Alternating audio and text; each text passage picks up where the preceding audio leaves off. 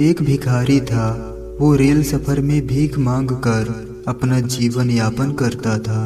Rail सफर में भीख मांगने के दौरान एक सूट बूट पहने सेठ जी उसे दिखे।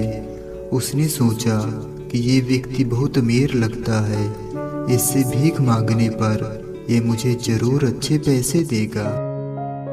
वह उस सेठ जी से भीख मांगने लगा।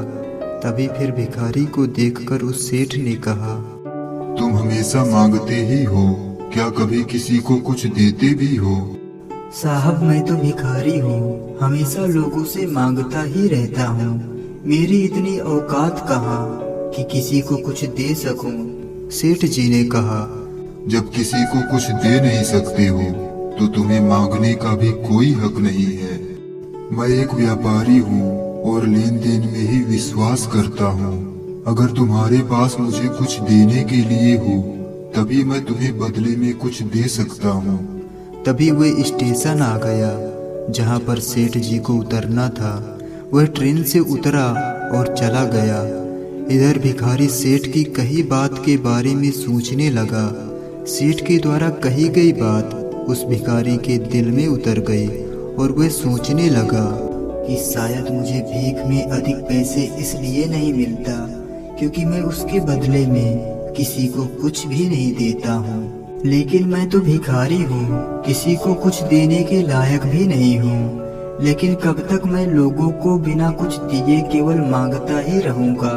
बहुत सोचने के बाद भिखारी ने निर्णय किया कि जो भी व्यक्ति उसे भीख देगा तो उसके बदले में वह उस व्यक्ति को जरूर कुछ देगा। उसने सोचा, क्यों ना मैं लोगों को भीख के बदले कुछ फूल दे दिया करूं। उसका यह विचार अच्छा लगा।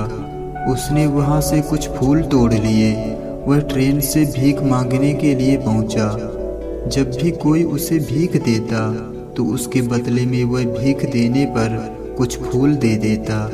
उन फूलों को लोग खुश होकर अपने पास रख लेते थे। अब भिखारी रोज फूल तोड़ता और भीख के बदले में उन फूलों को लोगों में बांट दिया करता था।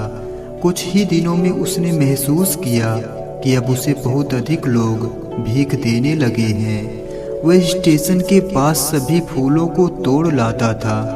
जब तक उसके पास फूल रहते थे तब तक उसे बहुत लोग भीख देते थे।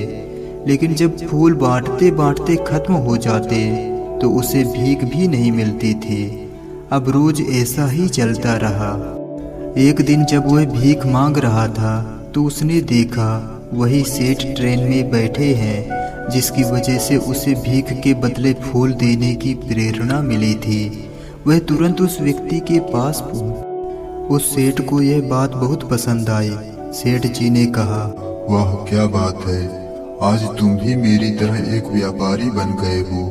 इतना कर फूल लेकर वह सेठ स्टेशन पर उतर गया। उसे लगने लगा कि अब उसके हाथ में सफलता की वो चाबी लग गई है जिसके द्वारा वो अपने जीवन को बदल सकता है।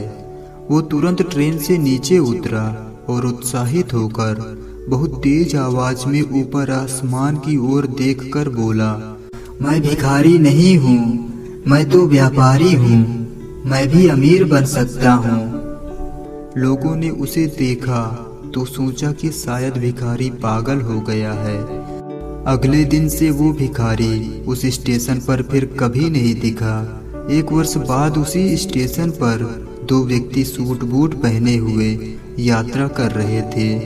दोनों ने एक दूसरे को देखा तो उनमें से एक ने दूसरे को हाथ जोड़कर प्रणाम किया और कहा, क्या आपने मुझे पहचाना?